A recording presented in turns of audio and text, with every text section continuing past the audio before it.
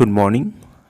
This is Ravi Prakash and welcome to my YouTube channel RV English Classes Ek Prayas. So, today's topic will be another parts of speech that is conjunction. So, सबसे पहले start करते हैं कि what is a conjunction. So conjunction को आप use कर सकते हैं दो वर्ड्स को ज्वाइन करने के लिए, दो फ्रेज, दो क्लॉज या फिर दो सेंटेंस. तो आप इसे ऐसा डिफाइन कर सकते हैं कि it is used to join two words, two sentences, two clauses और टू फ्रेजेस. ओके, सो आइए स्टार्ट करते हैं विदाउट वेस्टिंग आवर टाइम. तो सबसे पहले आते हैं डेफिनेशन पे कि what is conjunction. Okay, so let's see.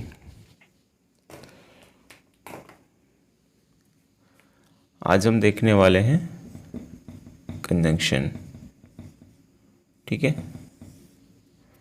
Conjunction कहने का मतलब आप इसे ऐसे कह सकते हैं कि it is used to join या फिर connect two words, two phrases, two clauses और सेंटेंसेस. ठीक है, मतलब ये या तो दो वर्ड्स को, दो फ्रेज को, दो क्लॉज को या फिर दो सेंटेंसेस को कनेक्ट करने के लिए इसका हम यूज़ करते हैं. आइए एग्जाम्पल के थ्रू समझते हैं. जैसे हम लिखते हैं कि Radha can sing but Sita can dance. ठीक है, या फिर यू कैन टेक टी और कॉफ़ी. ओके, या फिर ऐसा कह सकते हैं कि if you go there you will meet him. या फिर हम ऐसा लिख सकते हैं कि Ram as well as his father is coming. या फिर either you or she has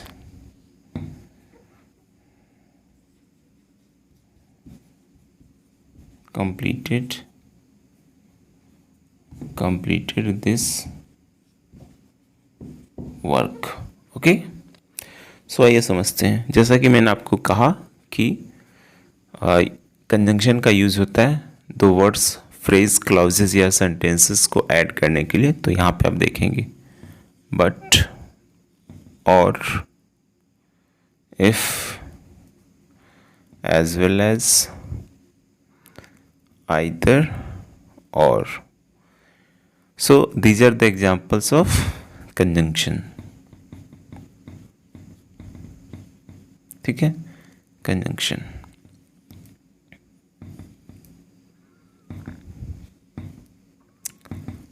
अब तो ये हुआ कि हाँ ये कंजंक्शन है. तो यहाँ पे देखेंगे तो आपको कंजंक्शन भी अलग अलग तरह का दिखेगा. तो अब हम देखते हैं कि what are the types of conjunction we have. ठीक है, सो हमारे पास कितने तरह के कंजंक्शन होते हैं, आइए हम उसे देखते हैं.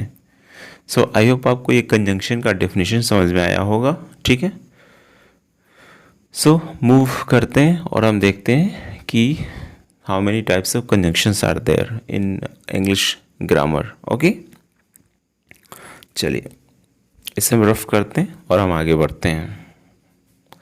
अब यहाँ पे एक चीज़ और ध्यान देना है आपको कि एक ही वर्ड है जो आपको कंजंक्शन की तरह भी यूज हो सकता है या फिर एडवर्ब की तरह भी यूज हो सकता है और आपको रिलेटिव प्रोनाउन की तरह भी यूज हो सकता है. तो आपको ध्यान देना है कि कब कैसे यूज़ हो रहा है। जैसे एज फॉर एग्जांपल अगर मैं ऐसे लिखता हूँ कि जैसे he stood before the gate, या फिर मैं लिखता हूँ कि he will come before I गो। ठीक है, अब ध्यान से देखेंगे, यहाँ पे तो दोनों जगह बिफोर दिख रहा है ना। देखिए यहाँ पे बिफोर है और यहाँ पे भी बिफोर है।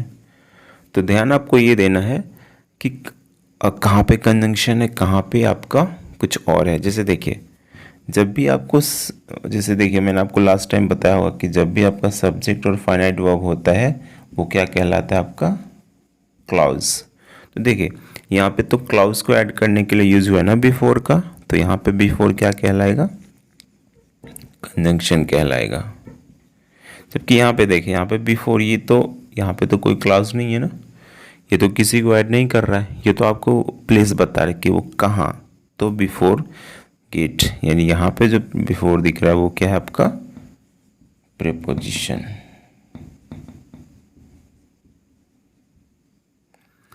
आई नो डैट, दूसरा देखिए I know the book that.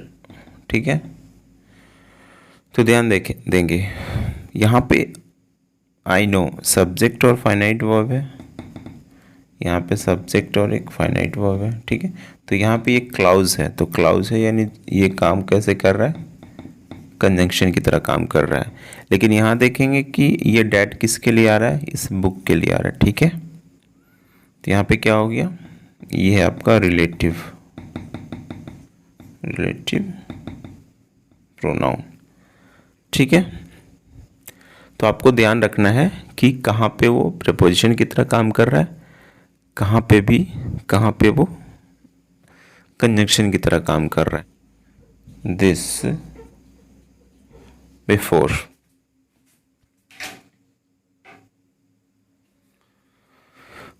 ठीक है, I have not seen this before, तो यहाँ पे फिर से आपको बिफोर दिख रहा है। ठीक है, फिर से आपको बिफोर दिख रहा है। तो यहाँ पे देखिए ये काम कैसे कर रहा है, एडवर्ब ऑफ टाइम। तो आप एडवर्ब का वीडियो देख सकते हैं, मैंने आपको एडवर्ब भी एक्सप्लेन किया अच्छे से। तो आपका एडवर्ब भी टाइम, प्लेस, ठीक है, आपका होता है मैनर, फ्रीक्वेंसी, डिग्री। ठीक है, तो यहाँ पे देखिए कह रहा है कि मैंने देखा है, ठीक है, इसे कब, तो पहले, तो व्हेन का सेंस है। तो जब भी व्हेन मेन वर्ब से पूछेंगे व्हेन, तो आपको क्या बताएगा, वो एडवर्ब ऑफ टाइम बताएगा। तो I have not seen this before, तो आपको ये समझ में आया कि एक ही कीवर्ड जो है ना वो कभी कभी एडवर्ब की तरह भी काम कर सकता है, कभी आपको कंजंक्शन की तरह भी काम कर सकता है, और कभी कभी आपको प्रीपोजिशन की तरह भी काम करता है। डिपेंड करता है कि वो सेंटेंस में यूज़ कैसे हुआ है। ठीक है, चलिए अब हम देखते हैं कि हमारे पास कंजंक्शन होते हैं कितने तरह के। ठीक है, तो चलिए अब हम देखते हैं टाइप्स ऑफ कंजंक्शन। ठीक है, तो मैं इसे रफ करता हूँ, आप चाहें तो इसका स्क्रीनशॉट भी ले सकते हैं। ठीक है, चलिए आगे बढ़ते हैं।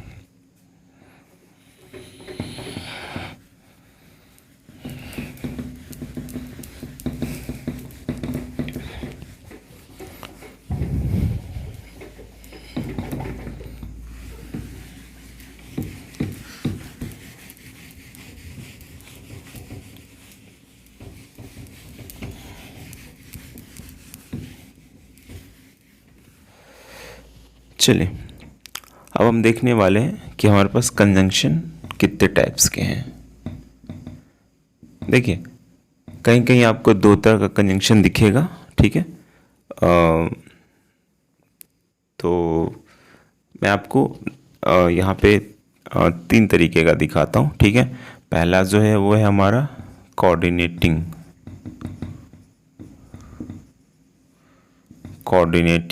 कंजंक्शन। दूसरा हमारा है सब ऑर्डिनेटिंग conjunction.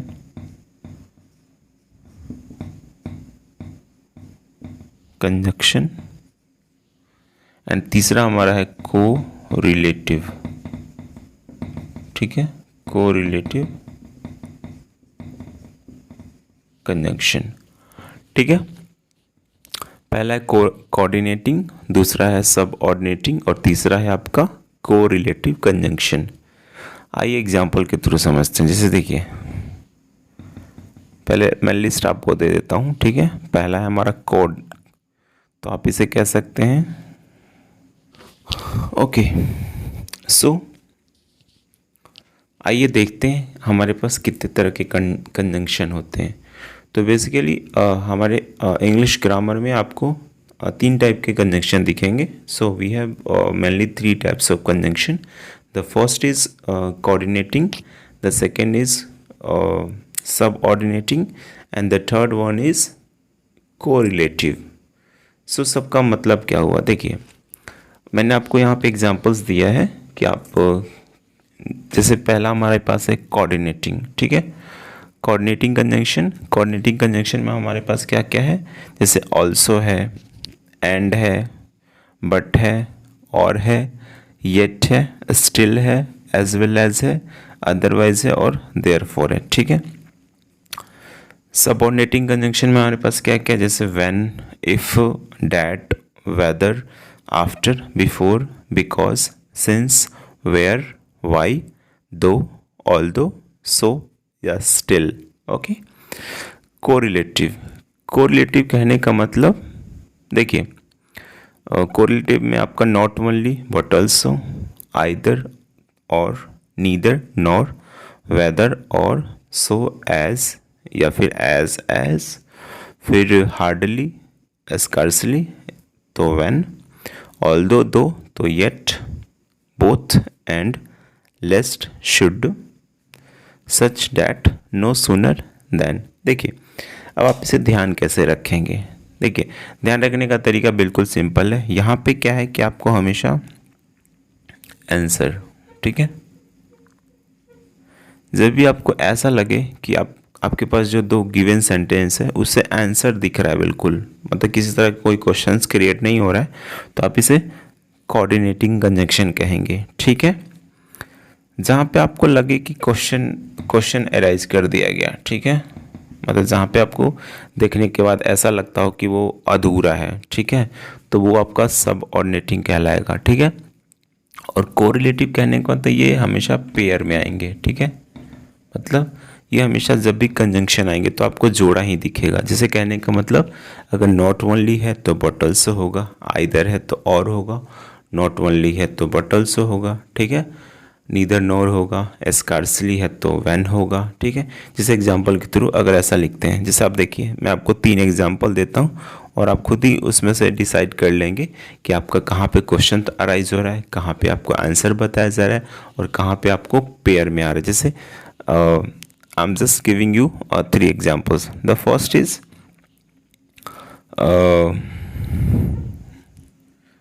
Ram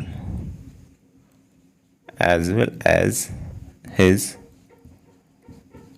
father is coming, ठीक है। फिर दूसरा हम लिख रहे हैं कि Ram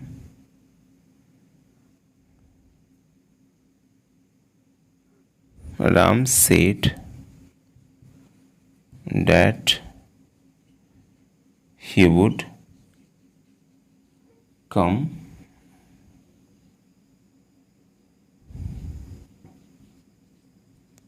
very soon, ठीक है।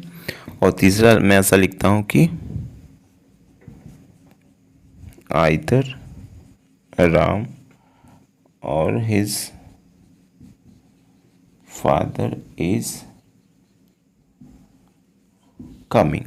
देखिए मैंने आपको 3 एग्जांपल्स दिया, समझते हैं। देखिए पहला देखिए कह रहा है कि Ram as well as his father is coming, मतलब राम भी और उसके पिता भी, मतलब राम और साथ साथ उसके पिता भी आ रहे हैं।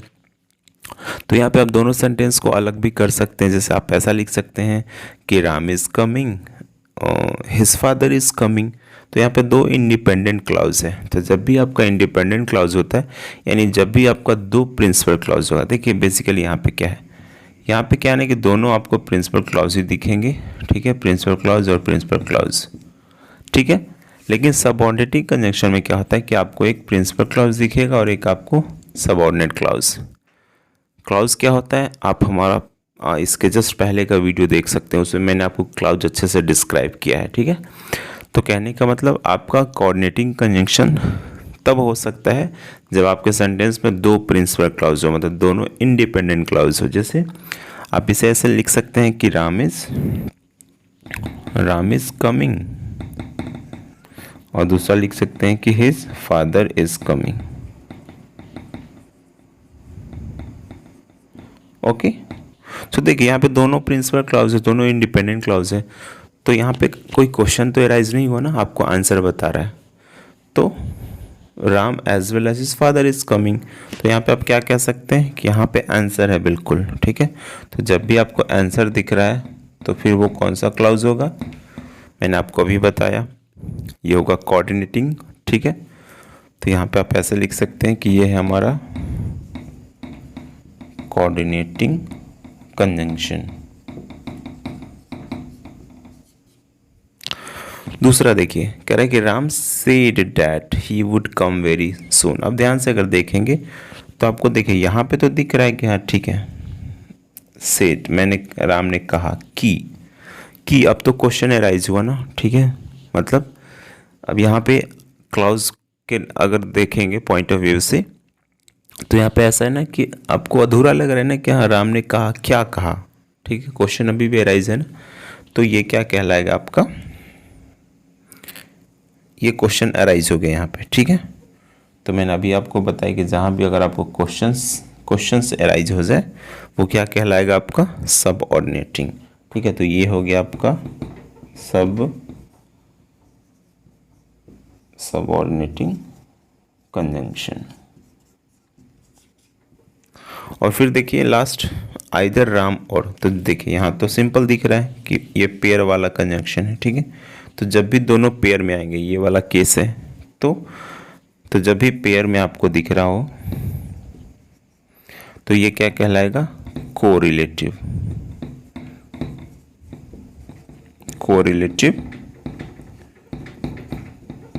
कंजंक्शन, ठीक है।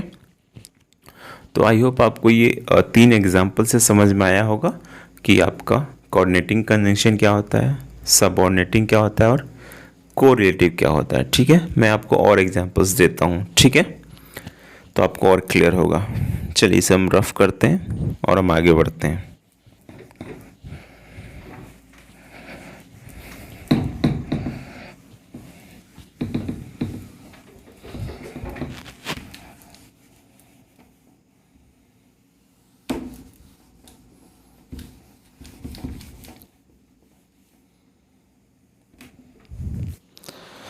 चलिए मैं आपको फिर से एग्जांपल दे रहा हूँ, आपको फिर से 3 एग्जांपल दे रहा हूँ, ठीक है। So again we have 3 sentences, ठीक है। पहला आपके पास है when the bell rang she entered the classroom. दूसरा है my friend is poor but honest. Third है हमारे पास not only Mary but also Jenny has come to the party. तो आप देख सकते हैं, आप खुद फाइंड आउट कर सकते हैं कहाँ पे आपको कौन सा कंजंक्शन दिख रहा है, ठीक है। तो देखिए पहला कह रहा है कि when the bell rang she enter, मतलब यहाँ पे अगेन कहीं ना कहीं क्वेश्चन क्रिएट कर रहा है, ठीक है, कि वो कब एंटर किया उसने, जब बेल बजी, ठीक है। तो क्वेश्चन है, फिर कह रहे हैं कि my friend is poor but, my friend मतलब मेरा दोस्त गरीब है बट ईमानदार है। यहाँ पे तो कोई क्वेश्चन एराइज नहीं हो रहा है ना, यहाँ पे तो डायरेक्ट आंसर है आपका, ठीक है। और दूसरी ये देखिए नॉट ओनली बट ऑल्सो, ये तो पेयर वाला केस है ना, ठीक है। तो अब आप इजीली आइडेंटिफाई कर सकते हैं कि ये जो क्वेश्चन वाला है वो क्या है, आपका क्वेश्चन वाला जो है वो सबऑर्डिनेटिंग कंजंक्शन है, उसका जो आंसर है, आंसर वाला क्या है आपका कोऑर्डिनेटिंग है, और जो पेयर में आएगा वो क्या होगा आपका कोरिलेटिव, ठीक है। तो आई होप आपको ये कंजंक्शन क्लियर हुआ होगा और बाकी आप एक्सरसाइज आप कर सकते हैं, ठीक है। या फिर ऐसा करते हैं, मैं आपको कुछ एग्जांपल्स देता हूँ, ठीक है, और आप वहाँ पे आइडेंटिफाई करेंगे कि यहाँ पे आपका ये कौन सा कंजंक्शन है। Okay okay. सो अभी हमने देखा कि हमारे पास 3 तरह के कंजंक्शंस हैं। पहला था आपका कोरिलेटिव, दूसरा था आपका सबऑर्डिनेटिंग और तीसरा था आपका कोऑर्डिनेटिंग, ठीक है। कोऑर्डिनेटिंग, सबऑर्डिनेटिंग और कोरिलेटिव। सिंपल सा तरीका क्या था कि जब भी आपको आंसर बताया जाए वो आपका कोऑर्डिनेटिंग होगा, like and, but, too, yet, so, therefore, until, till, ठीक है। और जब भी आपको क्वेश्चन अराइज हो जैसे व्हेन, वेयर, ठीक है, एज इफ, सिंस, ओके। और जब भी आपको पेयर में आए, लाइक आपका ईदर और, neither nor, not only but also, दो, येट, ऑल्दो, येट, स्कार्सली तो व्हेन, सच तो डैट, सो तो एज तो एज, ठीक है, रादर तो देन, नो सूनर तो भी, देन, लिस्ट तो शुड, ठीक है। सो आइए now we will try to do some exercises on conjunction such that you can complete this parts of speech. So यहाँ पे करना क्या है, आपको कंजंक्शन आइडेंटिफाई करना है और आपको बताना है कि वो किस टाइप्स का है, ठीक है। जैसे हमारे पास है कि डोंट गो बिफोर आई कम, ठीक है। अब ध्यान से देखेंगे, मैंने आपको ये बताया कि बिफोर का यूज़ हम प्रीपोजिशन की तरह भी कर सकते हैं, बिफोर का यूज़ आप एडवर्ब की तरह भी कर सकते हैं और बिफोर का यूज़ आप कंजंक्शन की तरह भी कर सकते हैं। डिपेंड करता है कि ये सेंटेंस में आपका कैसे यूज़ हो रहा है, ठीक है। जैसे यहाँ पे देखेंगे डोंट गो बिफोर, तो बिफोर के बाद क्या है आपका, आप ध्यान यही देंगे कि कब ये कंजंक्शन है, कब ये एडवर्ब है, कब। जैसे कहने का मतलब है कि this boy has met me before। फिर मैं लिखता हूँ this boy was standing before the gate, या फिर this boy will wait until, या before I go, ठीक है। तो ध्यान से देखिए यहाँ पे बिफोर क्या है, देखिए सेंटेंस को ख़त्म कर रहा है, इसके बाद तो कोई है ही नहीं, ठीक है। यहाँ पे देखिए बिफोर के बाद क्या है, प्लेस है, ठीक है। तो प्लेस है तो प्रीपोजिशन ऑफ प्लेस हो गया, ठीक है। देखिए कंजंक्शन तब होगा जब उसके बाद वो या तो सेंटेंस को जोड़ते हुए दिख जाए या तो क्लाउज को जोड़ते हुए दिख जाए। तो जैसे इस वाले केस में देखिए बिफोर के बाद क्या है, सब्जेक्ट है और वर्ब है ना, फाइनाइट वर्ब, तो मैंने आपको क्लाउज में बताया था। तो ठीक है, तो आप यहाँ पे देखेंगे गौर से तो आपको क्या दिखेगा कि यहाँ पे जो बिफोर है ये काम कर रहा है कंजंक्शन की तरह, और कंजंक्शन में भी क्या है, ये क्वेश्चन अराइज कर रहा है ना, क्वेश्चन अराइज कर रहा है ये, ठीक है। तो मैंने आपको बताया कि जो क्वेश्चन अराइज करेगा वो कौन सा कहलाएगा, आपका सबऑर्डिनेटिंग कंजंक्शन, ठीक है, सबऑर्डिनेटिंग कंजंक्शन। चलिए कोई दिक्कत, यहाँ पे देखेंगे बिफोर द गेट, ये तो प्लेस दिखा रहा है ना, यानी ये कैसे काम कर रहा है, प्रीपोजिशन की तरह, प्रीपोजिशन ऑफ प्लेस है बिफोर द गेट, ठीक है, मतलब लड़का खड़ा था गेट के सामने, ठीक है, या गेट से पहले ऐसा। लेकिन यहाँ पे देखेंगे तो हैज़ मेट मी, मतलब ये मिला है कब, व्हेन। देखिए मैंने आपको बताया होगा एडवर्ब वाले केस में, एडवर्ब वाला जो लेक्चर है उसमें आप प्लेलिस्ट में जाके देख सकते हैं, एडवर्ब का जो है वहाँ पे। जब भी आप मेन वर्ब से पूछेंगे व्हेन, ठीक है, तो व्हाट और हुम, व्हाट और हुम से तो ऑब्जेक्ट बताता है, जैसे आई एम राइटिंग, या फिर आई हैव बाउट क्या, तो अ मार्कर, तो या फिर I gave, you this marker, क्या और किसको, तो ये ऑब्जेक्ट है। बाकी हाउ, व्हेन ये सब पूछेंगे तो ये क्या है आपका एडवर्ब। तो आपने यहाँ पे देखा कि बिफोर कीवर्ड तो एक ही है, बिफोर ही है ना, लेकिन एक तरफ वो एडवर्ब की तरह काम कर रहा है, एक तरफ वो प्रीपोजिशन की तरह काम कर रहा है, और तीसरा जब वो कंजंक्शन की तरह भी काम कर रहा है। तो आपको थोड़ा सा ये ध्यान रखना है कि वो कब आपका प्रीपोजिशन है, कब आपका वो एडवर्ब है, और कब आपका कंजंक्शन है। क्लियर? चलिए तो यहाँ देखते हैं, बिफोर के बाद क्या है, सब्जेक्ट और एक फाइनाइट वर्ब है। ठीक है,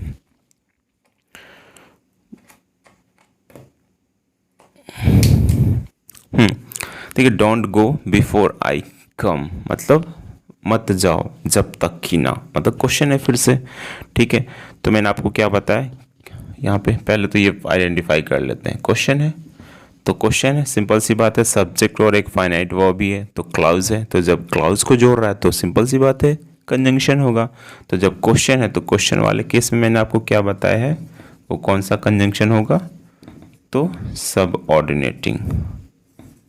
ठीक है, सब ऑर्डिनेटिंग कंजंक्शन। चलिए कोई दिक्कत? नेक्स्ट करेंगे डू और डाई, करो या मरो। Again this is a famous dialogue of our राष्ट्रपिता महात्मा गांधी। ठीक है, सो यहाँ पे फिर से देखिए, कोई क्वेश्चन तो राइज नहीं कर रहा ना, सीधे आपको आंसर दिख रहा है। ठीक है, तो जब आंसर दिखे उसे हम क्या कह रहे हैं, कोऑर्डिनेटिंग कंजंक्शन। ठीक है, चलिए तीसरा में देखिए, ही नोज। ठीक है, ही नोज। ठीक है, he knows both Hindi and English. अब ध्यान से देखिए, यहाँ पे सिंपल एंड तो दिख रहा है ना, लेकिन यहाँ पे देखिए बोथ भी तो दिख रहा है ना। तो अब याद करिए, जब भी आपको दिखे पेयर में, यानी बोथ है तो एंड आएगा। ठीक है, सच है तो डैट आएगा, सो है तो एज आएगा। ठीक है, तो ये पेयर वाला केस है। तो जब भी आपको पेयर वाला केस दिखे, मतलब जब दो दिख जाए, बोथ है एंड है, तो वो क्या कहला रहा है आपका, कोरिलेटिव कहला रहा है ना, कोरिलेटिव कंजंक्शन। ठीक है, मैं आपको कंजंक्शन नहीं लिख रहा। ठीक है, चलिए कोरिलेटिव कंजंक्शन, यहाँ तक कोई दिक्कत? आगे देख रहे हैं, I like him because he is honest. आप खुद से ही बता सकते हैं। देखिए फिर से क्वेश्चन से अराइज हुआ ना, बिकॉज, क्योंकि, तो क्योंकि है तो क्या है, क्वेश्चन है। तो जब क्वेश्चन है तो you already know what would be the conjunction. ठीक है, सो क्वेश्चन है तो सबऑर्डिनेटिंग। ठीक है, सबऑर्डिनेटिंग कंजंक्शन। ठीक है, देखिए I would rather go out than. फिर से देखिए, जब भी रैदर हो या फिर जब भी वुड रैदर हो तो दैन आता है। फिर से देखिए पेयर वाला पार्ट है ये, अभी मैंने आपको लिस्ट बताया था। ठीक है, स्कार्सली हो तो व्हेन। ठीक है, वुड रैदर हो तो दैन। तो जब पेयर वाला है तो वो क्या कहलाता है, कोरिलेटिव ना। तो ये 5 नंबर क्या हो गया आपका, कोरिलेटिव। आपको ऐसे फाइंड आउट करना है। ठीक है, कोरिलेटिव करेंगे। I know where he was killed. देखिए मुझे पता है कि कहाँ। अब ध्यान से देखिएगा, यहाँ पे वेयर, यहाँ पे कोई कंजंक्शन नहीं है। ठीक है, यहाँ पे आप देखेंगे तो ये आपका रिलेटिव एडवर्ब है। ठीक है,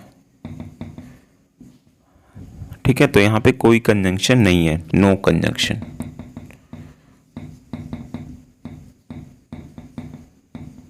ठीक है, कोई कंजंक्शन नहीं है। फिर कह रहा है कि स्टे टिल मंडे, मतलब रुको कब तक। देखिए फिर से कब है ना, व्हेन, तो व्हेन है तो देखिए टिल के बाद क्या, कोई क्लाउज है क्या, कुछ ये जोड़ रहा है क्या, नहीं जोड़ रहा है ना। ठीक है, तो यहाँ पे क्या है, मंडे जो दिख रहा है ये भी आपका कोई मतलब कंजंक्शन नहीं है, मतलब ये भी क्या है आपका एडवर्ब ऑफ टाइम ही है, स्टे टिल मंडे। ठीक है, फिर कह रहा है कि I like neither him nor her. फिर से देखिए ये पेयर आपको दिख रहा है। ठीक है, नीदर है तो नॉर है। ठीक है, तो याद करिए, either or, neither nor, not only, but also, ये सब क्या है आपका कोरिलेटिव। तो ये हो गया आपका कोरिलेटिव, ठीक है, कोरिलेटिव कंजंक्शन। आगे आते हैं, कह रहे हैं कि हर story isn't so boring as. फिर से देखिए, जिस तरह से यहाँ पे नीदर था तो नॉट था, वहाँ पे इस तरफ भी देखिए सो है तो एज है। फिर से देखिए, सो तो एज, या फिर आपको एज या फिर एज दिखेगा, जैसे he is as beautiful as his brother, ठीक है। तो ये भी पेयर वाला ही केस है, तो पेयर वाला है तो फिर से ये क्या कहलाएगा आपका कोरिलेटिव कंजंक्शन। आई होप आपको समझ में आ रहा होगा, ठीक है। फिर करें कि labour hard लेस्ट you should fail. फिर से देखिए, जब भी आपके सेंटेंस में लेस्ट होगा तो शुड होगा, ठीक है। तो फिर से ये पेयर वाला ही है, लेस्ट है तो शुड, ठीक है। तो फिर से पेयर यानी फिर से कोरिलेटिव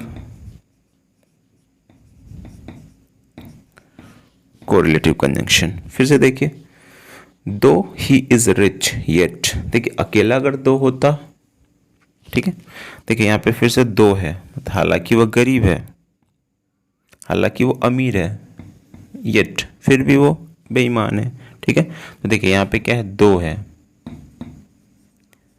दो है तो येट। देखिए आपको यहाँ पे लाइन से ये सारा पेयर ही दिख रहा है, ठीक है, ये भी पेयर वाला, ये भी पेयर, मतलब ये सारा जो है वो आपका कोरिलेटिव, ये भी क्या है आपका कोरिलेटिव कंजंक्शन, कोरिलेटिव कंजंक्शन, ठीक है।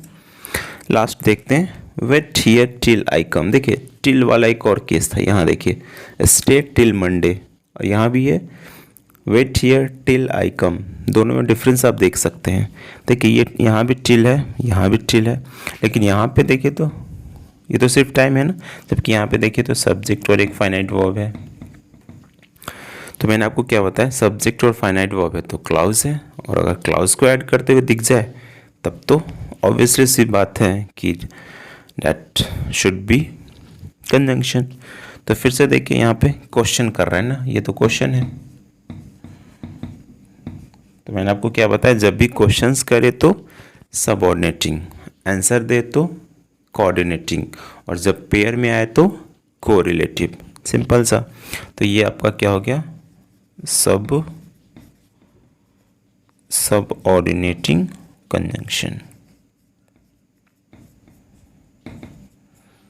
ठीक है। तो देखिए ये जो दिख रहा तीनों पेयर वाला केस है, ठीक है, ये है आपका पेयर। तो जब भी पेयर वाला है तो वो आपका कोरिलेटिव हो गया। तो आई होप आपको यहाँ क्लियर होगा। सो फिलहाल के लिए इतना ही। सो मिलते हैं नेक्स्ट वीडियो में अगले पार्ट्स ऑफ स्पीच के बारे में, ठीक है। So I have already discussed all parts of speech. Now only interjection is remaining. So in our next video we will learn what is an interjection. Okay, then our parts of speech series will be completed. Okay, so फिलहाल के लिए इतना ही, मिलते हैं next video में। तब तक के लिए कीप लर्निंग, ठीक है, keep practising, because practice makes a man perfect, ठीक है। The more you practise the more you will gain the knowledge, ठीक है, या फिर the more you practise the more perfect you will be. Again ये भी आपका कोरिलेटिव कंजंक्शन ही है, क्योंकि देखिए यहाँ पे दो है, द मोर फिर से द मोर। तो जब भी पेयर में आपको कंजंक्शन दिखे तो आप उसे कोरिलेटिव कह सकते हैं, ठीक है। सो तब तक के लिए, अब अगर आप पहली बार देख रहे हैं वीडियो को तो आप सब्सक्राइब कर सकते हैं, अगर आपको पसंद आए तो, ठीक है। अगर आपको पसंद आए तो आप इसे लाइक करिए, शेयर करिए, ठीक है, और अपने दोस्तों में इसे फॉरवर्ड करिए और उन्हें भी शेयर करने को कहिए, और वो भी लाइक करेंगे और आगे फॉरवर्ड करेंगे, ठीक है, अगर पसंद आए तो। ठीक है. If you found this video is valuable, then you have to subscribe. Otherwise, no need to do that. Okay. So मिलते हैं नेक्स्ट वीडियो में. तब तक के लिए keep watching, keep loving me, keep supporting me. And बस आपको जो दिख रहा है वो बेल आइकन, आप उसे बस प्रेस कर दीजिए. ठीक है. सब्सक्राइब बटन दबा दीजिए. उसके बाद आपको एक बेल आइकन भी दिखेगा, वो भी जो है प्रेस कर दीजिएगा. ठीक है. ताकि कोई भी वीडियो मैं अपलोड करूं तो उसका नोटिफिकेशन सबसे पहले आपको मिले. ठीक है. और जैसा कि आपको पता है अभी एग्ज़ाम्स आने वाले हैं इंटरमीडिएट के, तो जल्दी मैं वैसा वीडियो भी बनाने वाला हूँ जहाँ पे मैं आपको सारा मॉडल सेट सॉल्व करूँगा. ठीक है. With every single detail. ठीक है. And I will guarantee you that after watching that video आपको इंग्लिश का टेंशन बिल्कुल ही ख़त्म हो जाएगा. ठीक है. सो आप इजीली 90+ स्कोर कर सकते हैं अब अपने इंग्लिश पोर्शन में, ये गारंटी मैं आपको दूंगा. ठीक है. सो तब तक आप बने रहिए और जहाँ भी रहिए एंजॉय करते रहिए. ठीक है. My all time favourite message to you is खुश रहिए और लोगों को खुश रखिए. ठीक है. Because this is the life. So मिलते हैं नेक्स्ट वीडियो में. तब तक के लिए बाय, टेक केयर.